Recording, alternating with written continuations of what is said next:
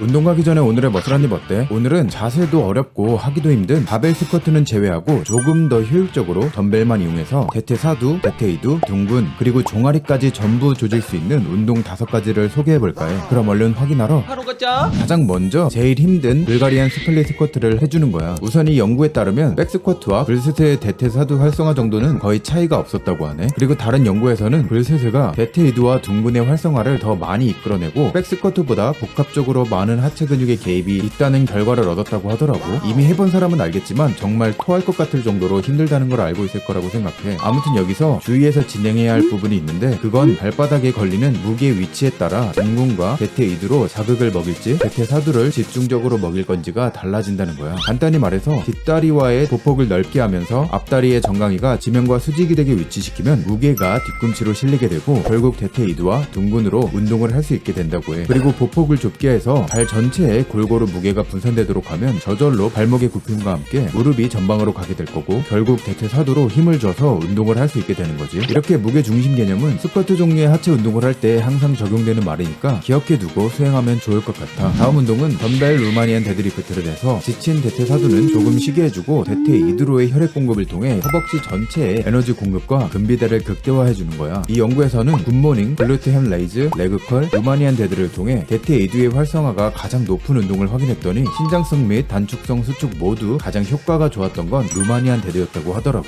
그건 좋다 이거야. 그런데 중량이 충분하지 않아서 운동이 제대로 안 되지 않을까? 라는 생각이 들었겠지? 그래서 여기서는 강도를 높이기 위해 한쪽 다리를 바닥에서 떼고 뒤로 들어준 상태로 동작을 해주면 대퇴 이두뿐만 아니라 둥근까지 털어줄 수 있다고 해. 만약 균형을 잡기가 힘들다면 반대 다리의 앞꿈치를 살짝 바닥에 받쳐서 중심을 잡고 해주면 되는 거고, 다음은 프론트 덤벨 스쿼트를 해서 다시 대퇴 사두를 조져주는 거야. 우선 이 연구를 참고하면 바벨 백 스쿼트와 프론트 스쿼트의 대퇴 사두 활성화 정도는 차이가 거의 없지만 프론트 스쿼트가 허리와 무릎에 오는 부담이 훨씬 적다는 걸 알게 됐다고 해. 그럼에도 프론트 스쿼트를 할 때 바벨을 앞으로 올려놓는 게 불편하거나 중량 때문에 어깨가 눌려서 생기는 통증으로 제대로 하기 힘든 사람은 덤벨로 대체하면 훨씬 수월하게 할 수 있다고 해. 이렇게 덤벨을 앞으로 들고 하면 어깨나 허리도 안 아프면서 자세도 편해지기 때문에 더 확실히 허벅지를 조질 수 있겠지. 물론 고블리 스쿼트도 좋지만 이건 대퇴 사두보다 팔과 코어의 피로가 먼저 쌓여서 제대로 못할 수 있다고 하더라고. 그래서 다음과 같이 덤벨을 어깨 위로 완전히 올리거나 살짝 받치는 정도로 세팅하고 수행하면 허리는 곧게 펴지면서 더욱 대퇴 사두에 집중해서 운동을 해줄 수 있다고 해. 어쨌든 동작을 할 때 어깨 너비로 다리 폭을 잡은 후 가능한 발을 평행하게 두고 내려가야 전면 허벅지에 제대로 부하를 줄 수 있지만 만약 자신의 가동성이 허락되지 않는다면 무릎을 바깥으로 10에서 20도 사이로 조금씩 틀어보면서 허리를 펴고 최대로 앉을 수 있는 가동 범위로 정해서 하면 될 것 같아. 그리고 수축을 할 때 최대로 다리를 펴지 않고 살짝 굽혀준 상태로 1, 2초간 쥐어 짜주고 바로 이어서 동작을 해주면